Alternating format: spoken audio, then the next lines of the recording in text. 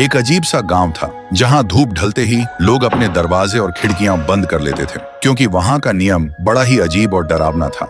रात के ठीक 12 बजे से पहले हर घर के बाहर मिट्टी के बर्तन में सबसे अच्छा खाना रख दिया जाता था, क्योंकि वहां के लोग कहते थे अगर किसी ने खाना नहीं रखा तो सुबह तक उस घर का कोई ना कोई सदस्य मरा हुआ मिलता और उसका शरीर बिल्कुल खाली होता। इसलिए डर के मारे लोग खाना रख देते थे। इसी गांव में थुंग थुंग नाम का एक आदमी रहता था। वो इतना कंजूस था कि एक दाना किसी को देने से पहले 100 बार सोचता था। लेकिन एक दिन थुंग थुंग ने एक भयानक तरकीब निकाली। एक रात उसने गोल गोल पत्थरों पर आटे का लेप लगाया और उन पर घी जैसा पीला रंग पोतकर बाहर रख दिया। फिर आधी रात के बाद थुंग थुंग को बाहर से कुछ अजीब सी आवाजें सुनाई दी। डर और जिज्ञासा के बीच वह धीरे से उठकर खिड़की के पास गया और बाहर झांक कर देखा। एक साया झुककर उन पत्थरों को चबा रहा था। देखते ही थुंग थुंग का गला सूख गया। तभी वह धीरे से अपना चेहरा ऊपर उठाती है और थुंग थुंग देखता है। वह एक औरत थी। उसका चेहरा बिल्कुल सफेद था और आंखें सीधा थुंग थुंग की तरफ देख रही थीं। और फिर एक पल में ही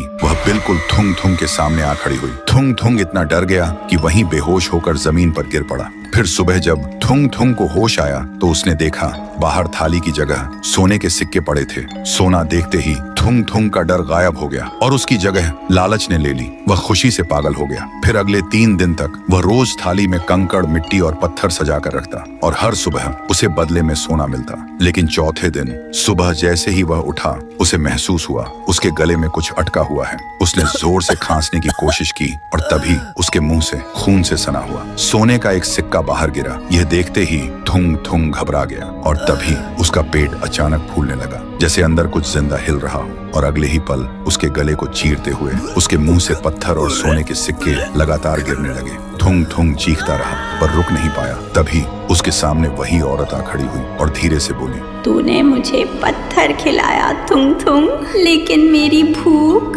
तेरे लालच जैसी थी जो कभी खत्म नहीं होती। तभी थुंग थुंग का शरीर धीरे धीरे सख्त होने लगा और देखते ही देखते वह पत्थर बन गया। अब उसके चेहरे पर मौत का डर हमेशा के लिए जम गया था। तभी वह औरत उसके करीब आई और उसके कान के पास आकर बोली, याद रखना, आज रात 12 बजे तुम्हारे घर के बाहर भी एक थाली जरूर होगी, अगर तुम वीडियो को बिना लाइक किए चले गए तो।